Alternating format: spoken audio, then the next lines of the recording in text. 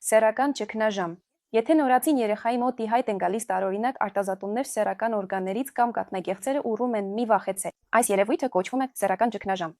Եկեք պարզենք, թե ինչ է դա։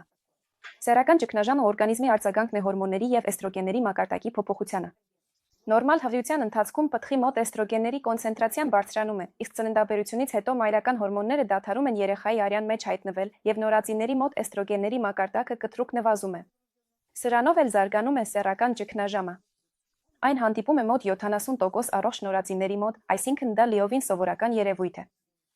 Երեխայի մոտ դա կարող է արտահայտվել այսպես կաթնագեղձերը մեծանում են եւ նույնիսկ կարող են լինել արտազատումներ, որոնք հիշեցնում են կոլաստրումը։ Սովորաբար դա առաջանում է կյանքի առաջին օրերին, հասնում է գագաթնակետին առաջին կամ երկրորդ շաբաթում եւ դրանից հետո աստիճանաբար նվազում է։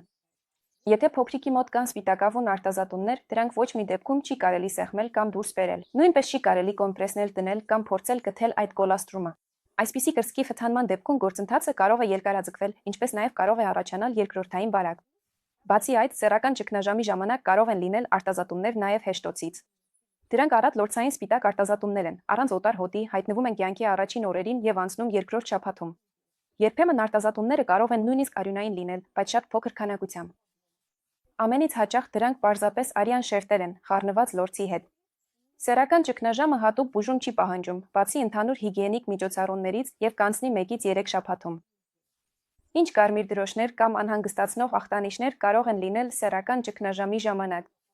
Արտահայտված կարմրություն եւ այտուց կրծքի շրջակայքում, ցավի զգացում կրծքագեղձերին դիպչելիս, կանաչավուն թարախային արտազատումներ կրծքից, կանաչավուն կատնային արտազատումներ հեշտոցից, օտար հոտով, ինչպես նաև առատ արյունային արտազատումներ։ Ավելի քան 2 մլ կամ սեռական ճգնաժամի նշանների պահպանություն կյանքի 4-5-րդ շաբաթից հետո։